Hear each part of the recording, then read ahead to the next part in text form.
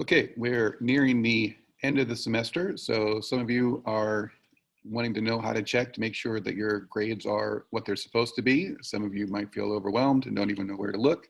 So today we're going to look at where you can check on Schoology to see your grades. Fair warning, this won't necessarily be true for all of your classes. Some teachers don't do their primary grading through Schoology, so this is on a case-by-case basis.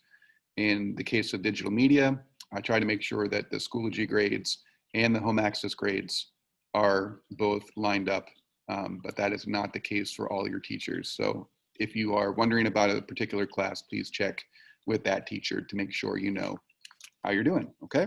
So with that being said, I'm going to share my screen. Okay, so this is what your landing page should look like for most of you. You'll have upcoming assignments over here, but what this won't necessarily show you is what's overdue or missing.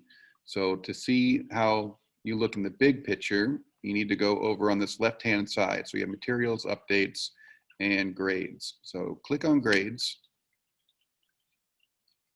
and that'll open up a view of all the assignments that we've had so far organized by category. So the category are classwork, formative assessments, homework, and summative assessments. In this case, there have not been any summative assessments yet. And here, there's a list of assignments that we've had and when they were due. So what you want to see is a nice big number up here. This student is on top of things, so they have 111% because they've also taken advantage of some extra credit assignments. To the right, you should see numbers like this. In the case where you see a dash, that means that it either hasn't been graded or it hasn't been submitted yet, or sometimes both. If you're not sure if you've submitted something or not, look for this little paper icon. This paper icon means that you have submitted something. For this marking period, it's going to look a little bit different for some of you because the course had to be reinstated or reinvented. So for example, this student did turn in these assignments, but the reason why the papers aren't showing up is because after he turned them in, the course got kind of rebooted. So that record has been lost. But whether or not you have a grade or not has not been lost. So if you see an empty space like this, watch out. That means that I haven't graded it or it hasn't been turned in yet. And if you want to know, if you're not sure, so maybe you're looking at this thing and you're like, what assignment was that? You can click on it. And it takes you right to the assignment where you can do the work and turn it in. This would be an active button in your case once you've done whatever that work is. So if you need to catch up and you don't know where to begin, just remember you can click on grades and it'll pull up for you just like that. So this is a best case scenario. Let's just see what a not so good case scenario might look like. Okay, so another landing page, right?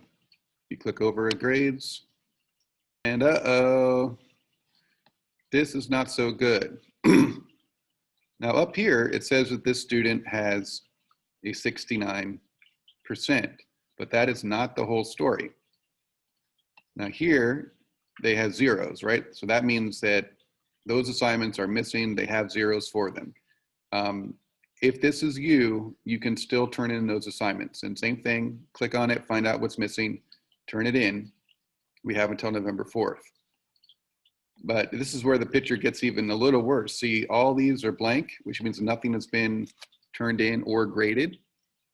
If by the end of the marking period, these have not been turned in, these are also going to become zeros, which means this grade, this 69, is actually not what's going to happen. You'll probably be looking at more of a 30%. So keep your eye out for these dashes. But another thing you can look at as well, which might not be obvious here. So let's look at this assignment here, the haunted house, right? Oh, another assignment I have to do. Well, let's click on it.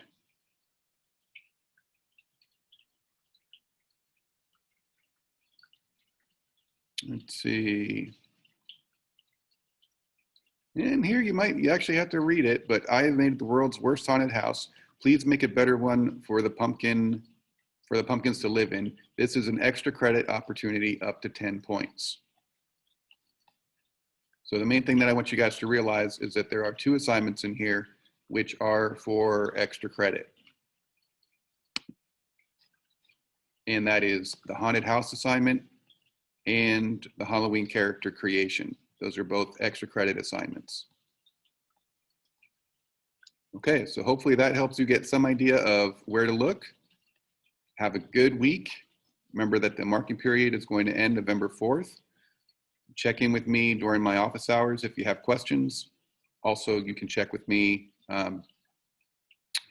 through messaging me directly in Schoology.